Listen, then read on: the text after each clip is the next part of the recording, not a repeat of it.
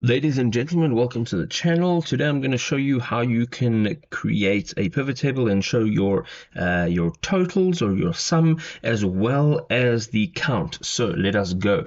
As you can see, I've got my pivot table and I have all my departments, and then I have my sum of sales. Now you can click anywhere in this pivot table and you will get these options over here. It says pivot table analyze. Now on the right hand side of this menu, you will see a field list.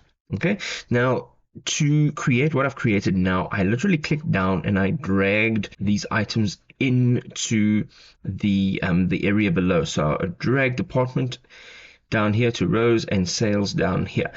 Now what we're going to do is we can actually duplicate this just by clicking down on sales and dragging it again down to the values. Now you can see that it has created a duplicate row.